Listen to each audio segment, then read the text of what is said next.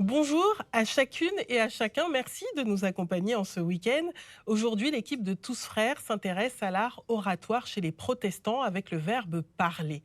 Comment arriver à capter l'attention du public? Comment réussir à prendre la parole devant une assemblée? Des questions auxquelles nous répondrons grâce à nos différentes rencontres. Sophocle, le poète et tragédien grec, le disait: parler beaucoup est une chose, parler à bon escient en est une autre. Nous irons en Guadeloupe écouter la bonne parole de la radio Vie Meilleure. Cette radio adventiste émet pour la première fois en 1982 et depuis, animateurs, pasteurs et bénévoles donnent de la voix et participent au rayonnement de ce média. Ensuite, rencontre avec un pasteur et aumônier de la mer à La Réunion, Alain Jotang, accueille des marins. Pour lui, le fait de parler permet de décharger, c'est un moyen d'accéder au bien-être, dit-il. Dans la chronique cette semaine, nous verrons que la parole est un élément fondamental de la culture kanak, une parole qui est spirituelle et sacrée. Parler, un homme dans la Bible parle peu. Pourquoi? Parce qu'il préfère tout simplement écouter. Il s'agit du prophète Jérémie. Soyez attentifs, Luciano nous dit tout.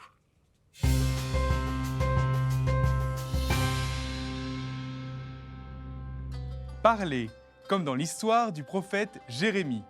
Ça ne vous dit rien du tout? Venez, je vous embarque dans les tout premiers moments de ce prophète étonnant. Un jour, dans une ville non loin de Jérusalem, un jeune homme, le voici, son nom est Jérémie. Il est le fils d'Helkias, l'un des prêtres de la région. Jérémie est de ceux qui parlent peu et qui préfèrent écouter. Il est très fidèle et suit les commandements du Dieu unique, alors que bien d'autres autour de lui se sont tournés vers des idoles. Et voilà qu'un jour, en pleine prière, le Seigneur lui adresse directement la parole. « Avant même de te façonner dans le sein de ta mère, je te connaissais. Avant que tu viennes au jour, je t'ai consacré. Je fais de toi un prophète pour les nations. » Jérémie est bouleversé. Lui, un prophète, un messager de Dieu? Il répond alors tout effrayé. « Ah Seigneur mon Dieu, vois donc, je ne sais pas parler, je suis un enfant. » Le Seigneur lui dit alors, « Ne dis pas, je suis un enfant. Tu iras vers tous ceux à qui je t'enverrai. Tout ce que je t'ordonnerai, tu le diras. Ne les crains pas, car je suis avec toi. » Et à cet instant même, Dieu étend sa main. Il touche la bouche de Jérémie en proclamant « Voici, je mets dans ta bouche mes paroles. » Et très rapidement, le Seigneur lui révèle le message qu'il a apporté aux nations qui se sont perverties. Difficile pour Jérémie de ne pas trembler, mais en s'appuyant sur la parole, sur la promesse que Dieu vient de lui faire, il se met en route. Ainsi, le prophète Jérémie nous montre bien que Dieu ne choisit pas les plus qualifiés, mais qu'il qualifie ceux qu'il choisit. Lui qui pensait ne pas pouvoir parler est devenu l'un des prophètes les plus connus. Pour preuve, on en parle encore aujourd'hui. Et nous accueillons Aurélie, une femme qui, à chaque fois qu'il parle, nous en apprend beaucoup sur les religions. Merci, bonjour Muriel. Bonjour Aurélie. Alors nous allons direction la Guadeloupe, à Sainte-Anne et aux Abîmes. Ça se trouve vraiment à l'est donc de l'île, deux villes dans lesquelles nous avons suivi une femme pour qui le verbe parler n'a aucun secret. Exactement, cette femme Muriel, regardez, c'est Fatih. Alors, elle est animatrice à la radio Vie Meilleure. C'est une radio adventiste. Les adventistes font partie de la communauté protestante. Cette radio a été créée en 1982 et Fatih en est aussi la directrice depuis 2016. Alors, parler en tant qu'animatrice, comme on le voit ici, ou en tant que leader d'une équipe, vous allez voir, c'est tout un art. Comment s'est-elle justement perfectionnée à cet art de la parole? Alors, ça a commencé très tôt à l'école du sabbat. À l'école du sabbat, on peut parler d'un équivalent du catéchisme pour les catholiques. Chaque samedi, les familles adventistes guadeloupéennes s'y rendent. Chaque membre de la famille, regardez, assiste à un cours qui correspond à son âge, à son niveau. L'enseignement y est tourné vers la parole de Dieu, bien sûr. Mais pour pouvoir partager sa foi, il faut aussi maîtriser l'art de parler et d'utiliser sa propre voix. Alors, comment la foi permet-elle d'enrichir sa manière de communiquer communiquer. Comment les protestants apprennent-ils si tôt à maîtriser l'art oratoire? Reportage d'Andy Songo.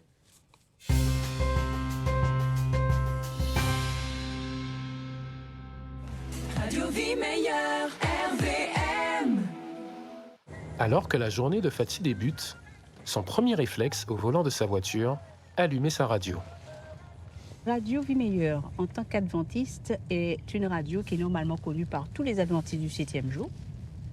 Et donc, il y a une promotion qui se fait dans toutes les églises de cette radio pour la soutenir, l'écouter. Voilà, donc j'ai connu la radio comme ça. Écouter la radio n'est pas qu'un simple passe-temps.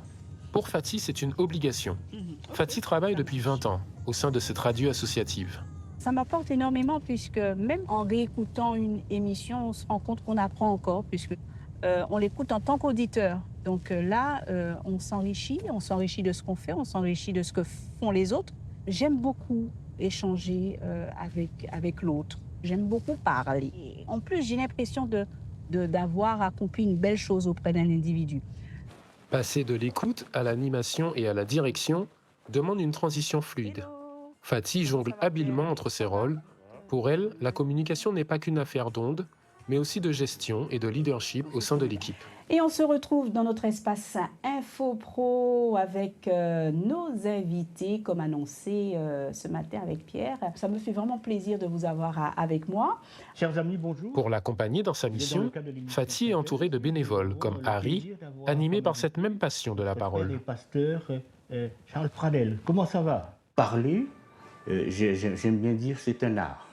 Et ça permet vraiment de faire du bien. Avec la parole, on peut faire beaucoup de bien aux gens. On peut les relever. Parler, vraiment, pour moi, c'est un bonheur. Et parce que ça fait du bien. Absolument. Merci beaucoup. Merci à Pierre également, qui a la technique. J'ai eu du mal, au départ, à poser ma voix en tant qu'animatrice et ensuite en tant que directrice. C'est totalement différent. Quand on est animateur, on a une cible différente. Nous sommes dans vraiment une approche de proximité, une approche vraiment où on apporte des solutions, on est vraiment dans du service. Mais lorsqu'on est directeur on parle en tant que directeur, manager, nous sommes dans de la gestion, nous sommes dans un accompagnement d'une équipe, nous sommes dans une responsabilité aussi que nous avons. Donc, notre parole sera différente, le ton sera différent. Au fil de sa carrière, Fatih a enchaîné les formations, affirmant son engagement pour l'excellence et le professionnalisme. Bien qu'elle ait acquis de nombreuses compétences entre 2001 et 2015, le diplôme le plus précieux à ses yeux est celui qu'elle a obtenu enfant, celui de jeune prédicateur. Petite, j'ai été intégrée dans des classes d'école du sabbat. Chaque semaine, j'avais des thèmes à développer, à apprendre avec mes parents. Et effectivement, des tours de table se faisaient, qu'on ait envie ou pas de parler, puisque l'idée, c'est de pouvoir être en mesure d'échanger, de partager sa foi avec les autres. Donc, bien évidemment, ça passe par l'art de parler. Et il y a des personnes qui payent très cher ce type de formation, savoir parler en public, etc. Alors que là, j'ai reçu cette formation gratuitement et de haute qualité. Comme chaque samedi, Fatih et sa famille se rendent au service de l'Église. Ici, la parole prend une dimension sacrée au cours de ces classes d'école du sabbat, devenant un moyen d'échange, d'apprentissage et de connexion. Gaël, le mari de Fatih, joue également un rôle crucial dans cette communauté en tant que moniteur, en animant une classe chaque samedi. Chacun dit ce qu'il a retenu, ce qui l'intéresse, ce qui l'a marqué dans la leçon. Donc je suis là pour donner la parole, animer et faire passer, donner à chacun la possibilité de s'exprimer. L'école du sabbat accompagne les membres dès leur plus jeune âge, offrant aux enfants un espace pour développer l'art de parler et renforcer leur foi, comme Claudiane, la fille de Fatih.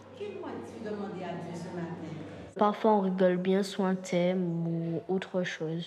Ce que j'apprends à l'école du sabbat m'aide beaucoup à l'école primaire. Ça m'aide à parler à mes professeurs, mais ça m'aide aussi à parler à mes camarades. Cette initiation trouve son apogée chaque dernier sabbat du trimestre, lorsque les enfants montrent l'exemple en prenant le devant de la scène, guidant le service à la place des Je suis adultes. aussi content car j'ai des choses importantes à partager avec vous. Les enfants sont ravis de pouvoir présenter à leurs parents, à leurs cousins, à leurs cousines, à l'église, ce qu'ils sont capables de faire et ça se passe toujours très très bien. Je ne vous cache pas que c'est beaucoup de stress et beaucoup de préparation, mais c'est quelque chose qui est excellent de manière à ce que les enfants soient capables de tenir un oratoire et de faire les choses convenablement. Ces aptitudes à s'exprimer s'avèrent essentielles tout au long de la vie. Pour Fatih, l'école du sabbat ne fut pas seulement une formation spirituelle, mais aussi une véritable école de leadership. Ça emmène à vraiment à développer des compétences de management, des compétences de gestion également. Donc tout ça, ce sont des situations qui m'ont vraiment aidée dans le cadre de ce que je fais aujourd'hui en tant que directrice. De son rôle à la radio à son implication dans l'Église, la parole est le fil conducteur de sa vie. C'est un outil puissant, une compétence précieuse qui permet de partager, d'éduquer et d'inspirer.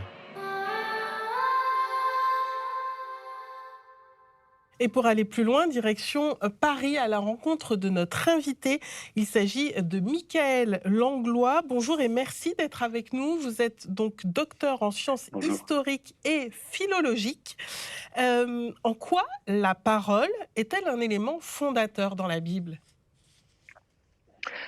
Oui, la parole, elle est au cœur de la Bible. C'est même le fil conducteur et elle est là dès les premières pages, dès les premières lignes, puisque la Bible commence par expliquer que Dieu crée le ciel et la terre. Et comment est-ce qu'il fait pour créer le ciel et la terre ? Eh bien, il parle. Dieu dit que la lumière soit et la lumière fut. Ça veut dire que c'est la parole de Dieu qui est créatrice, qui agit et qui permet qu'on soit là et qu'on soit aujourd'hui à parler de notre foi. Alors, en fait, si je vous comprends bien, donc, dès que Dieu parle, il y a forcément une action. C'est un peu le contraire de l'homme quand même. Oui, alors effectivement, Dieu ne parle pas pour ne rien dire. Effectivement, sa parole, elle est efficace. Elle est créatrice, elle est puissante. Et c'est pour ça d'ailleurs qu'elle est au centre de la foi chrétienne. Et c'est encore plus vrai pour les protestants, puisque on croit que Dieu agit par sa parole, on croit que Dieu parle au travers de la Bible, et on croit que c'est le cas encore aujourd'hui. Et pourquoi on dit justement que Dieu se révèle même quand il parle ? Alors oui, Dieu se révèle, ça veut dire qu'on apprend à le connaître. C'est ça l'idée de la révélation. C'est Dieu, il est souverain de l'univers. On peut dire, ah mais il est très très loin. Comment peut-on connaître ce Dieu qui est si grand, qui est si loin ? Eh bien, il se révèle à nous en nous parlant. C'est la démarche que lui-même a faite pour se révéler à nous. D'abord, on l'a au travers de la Bible, mais aussi et surtout au travers de Jésus, puisque les tout premiers versets de l'évangile de Jean nous disent « Au commencement était la parole était avec Dieu, la parole était Dieu », et on apprend quelques versets plus loin que cette parole, c'est le Christ, et on nous dit « La parole s'est faite chair, elle s'est incarnée, elle a marché au milieu de nous ». Et donc, c'est Dieu qui se révèle au travers de Jésus, au travers de sa parole. C'est comme ça qu'on peut le connaître. Et d'ailleurs, vous parliez de Jésus. Jésus n'est pas n'importe quelle parole, puisqu'il est dit qu'il est le Verbe. Ça veut dire quoi ? Oui, alors effectivement, on peut traduire, c'est les versets justement que j'ai cités là à l'instant. En grec, c'est le terme logos, on retrouve ça dans beaucoup de mots français, tous les mots qui se terminent en logis, logique, etc. En fait, il est le verbe ou la parole, tout simplement. On peut traduire comme ça, il est lui-même, c'est ça qui est assez extraordinaire, cette manifestation de Dieu. Et c'est un concept qu'on a déjà d'ailleurs dans le judaïsme à l'époque, l'idée que Dieu lui-même est peut-être un peu loin, un peu inaccessible, mais qu'au travers de sa parole, la parole de Dieu, c'est peut-être le chaînon manquant, c'est l'intermédiaire qui nous permet d'accéder à Dieu. Et donc, l'évangile de Jean nous dit que cette parole, ce verbe, qui s'est incarné, qui est devenu un être humain, eh bien, c'est Jésus. Il existait déjà avant, en tant que parole de Dieu, en tant que verbe, et ensuite, on l'a connu, nous, en tant qu'être humain. Pourquoi, d'ailleurs, dans le ministère de Jésus et son enseignement, pourquoi il parle autant aux foules ? Alors Jésus parle beaucoup, c'est important d'abord parce que c'est précisément une des façons dont il peut révéler le Père, dont il peut véhiculer ses enseignements. Alors il y a une alternance, c'est intéressant. On peut voir, par exemple, dans l'évangile de Matthieu, il y a tout un cycle où on alterne des miracles que Jésus fait, des prodiges, et puis des enseignements, et il alterne. C'est une façon de dire qu'il faut les deux. C'est-à-dire que si Jésus ne passait son temps qu'à faire des miracles ou des guérisons, peut-être on ne comprendrait pas très bien ce qu'il fait et pourquoi il le fait. Et si en revanche Jésus passait son temps à parler, on pourrait dire bon bah c'est bien joli, il dit beaucoup de choses, mais qu'est-ce qui nous prouve qu'il est bien celui qu'il prétend être? Et donc ainsi en joignant le geste à la parole, Jésus à la fois nous montre un exemple par qui il est, par ce qu'il fait, et en même temps, ses enseignements nous permettent de comprendre finalement sa mission et de connaître Dieu. Vous parliez des miracles. Jésus, donc, il enseigne, certes, mais il pose aussi des questions, notamment aux malades. Pourquoi ils veulent être guéris? Mais ça se voit qu'ils veulent être guéris puisqu'ils sont malades. Oui, c'est vrai. Et alors, en fait, Jésus, il a ce dialogue d'abord parce que le fait de parler, c'est ça qui nous permet aussi d'abord de nous interroger sur notre propre démarche, notre démarche de foi. Et souvent, Jésus, d'ailleurs, va dire à telle ou telle personne qu'il a guéri, il dit bien voilà, ta foi t'a sauvé, ta foi t'a guéri. Autrement dit, il est question aussi pour nous d'être acteurs de cette relation avec Dieu. C'est pas simplement, comment dire, c'est pas à sens unique, c'est pas un monologue. La relation avec Dieu, c'est aussi nous qui devons nous exprimer, parler à Dieu, lui dire ce que nous attendons, ce que nous espérons. Et donc, on doit aussi mettre cette foi en pratique, la mettre à l'œuvre. Et c'est pour ça que c'est très intéressant de voir la façon dont Jésus, souvent, effectivement, est en dialogue avec ses interlocuteurs. Et dans la manière dont on se sert maintenant, aujourd'hui, de cette parole, pourquoi le prêche chez les protestants est un moment important du culte? Alors c'est un moment important parce que voilà, on suit l'exemple de Jésus qui lui-même enseignait les foules, enseignait ses disciples, il les a formés pendant plusieurs années. Donc l'idée c'est d'apporter un type d'enseignement à tous les niveaux. Un enseignement grand public que tout le monde va pouvoir comprendre. Jésus utilise des paraboles, des histoires de la vie de tous les jours. Un homme est sorti pour voilà, ensemencer son champ, enfin voilà. Et puis en même temps, Jésus va aussi avoir des enseignements un peu plus pointus, d'un niveau un peu supérieur. Et c'est comme on l'a vu tout à l'heure, donc il y a l'école du sabbat par exemple chez les adventistes, ou l'école du dimanche, on appelle ça comme on veut, le catéchisme. L'idée c'est d'avoir un enseignement pour tout le monde, y compris les enfants, les adultes. C'est quelque chose d'essentiel chez les protestants. Et puis aussi au niveau du culte, c'est peut-être une différence importante par rapport aux catholiques. Chez les catholiques, on va dire que l'élément central de la messe, eh bien, ça va être l'Eucharistie. Ça va être le fait de partager la chair et le sang du Christ, l'hostie, alors que chez les protestants, le centre du culte, ça va être la parole. C'est ça la rencontre avec Dieu, la communion avec Dieu. On devient un avec Dieu et on le connaît bien, non pas simplement en consommant la chair et le sang du Christ, l'hostie, mais vraiment par la parole. La parole, c'est ça qui nous unit à Dieu et les uns avec les autres aussi. Et y a-t-il justement une façon différente de prêcher selon les pays et même les continents? Oui, alors tout à fait. D'abord, parler, quand on parle nous, on s'exprime dans notre langue. Donc il y a de toute façon un élément culturel. Si je suis dans un pays francophone, je vais prêcher en français. Dans un pays anglophone, je vais prêcher en anglais. En outre-mer, je vais prêcher en créole peut-être. Moi, je ne sais pas le faire, mais j'ai déjà entendu des gens, c'est super. Voilà, donc chacun va le faire avec sa langue. Et la langue, c'est beaucoup plus que des mots. La langue, c'est toute une culture. Donc il est évident que quand vous allez voyager dans différents pays, dans différents continents, le type de prédication sera pas le même.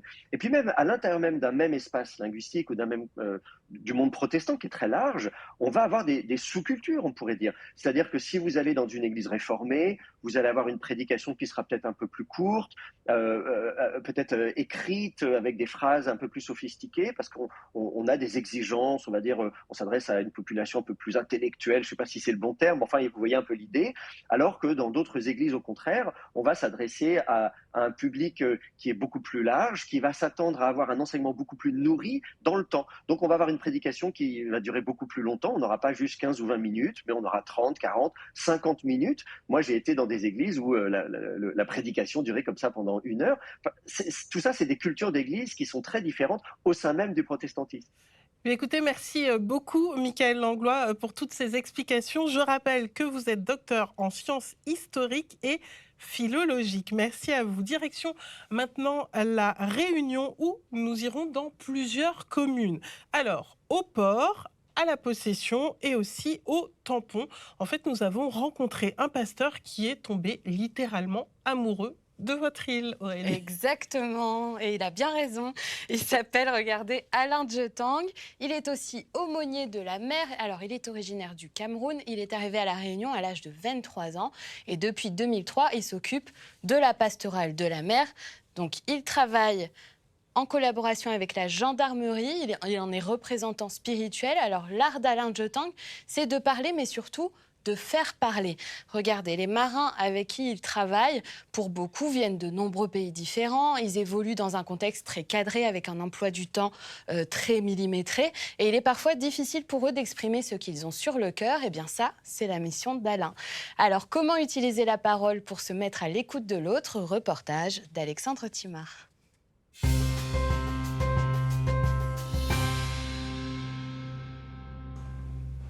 Je suis originaire du Cameroun, né dans un petit village qui s'appelle Banganté, à l'ouest du Cameroun. Et depuis mon jeune enfance, j'ai commencé à fréquenter l'église catholique. J'étais sacristain, enfant de chœur. Et le souvenir que je garde, c'est que lorsque le pape Jean-Paul II est venu au Cameroun, j'étais appelé et choisi pour pouvoir porter son bâton de berger. Et depuis mon jeune âge, j'ai voulu parler avec Dieu, avoir cette rencontre avec Dieu. Un jour, j'avais à peine 17 ans, j'ai rencontré sur mon chemin un protestant qui m'a parlé de Dieu. Et ça m'a tellement touché que j'ai accepté son invitation pour aller à l'église. Et dans cette église, je me suis converti. Et ce qui aussi m'a séduit dans l'église protestante, c'était le fait qu'on laisse la parole aux gens. Après mes études secondaires, je me suis inscrit dans une école missionnaire. J'ai continué des formations bibliques, théologiques, qui m'ont amené à devenir pasteur et aumônier. Comme chaque jour, je fais ma tournée de visite auprès des unités des armées ainsi qu'à la gendarmerie nationale, comme ce matin à Saint-Paul. Et actuellement, je suis au foyer des marins où je me mets en civil pour aller rendre visite aux marins d'un pétrolier actuellement au port. Donc l'objectif de cette tournée, c'est de faire parler les marins. En les parlant, ça amène les marins à me parler. How about the ship? Are you okay with the ship? With the crew, with the different friends, come from different parts of the world? It is very nice to have people with different nationalities on board. Okay, good. You get to know different cultures, Yeah. you get to know their way of It's living. India, very big also, have different culture in India Yes, also. yes. So it is very nice.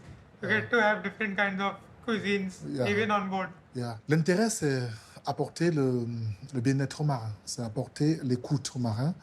Et c'est aussi apporter, dire aux marins que vous n'êtes pas seuls, parce que les marins naviguent. Hein. Il y a ceux qui ont des contrats de 9 mois, et ça envoie la famille. On est comme une famille pour eux.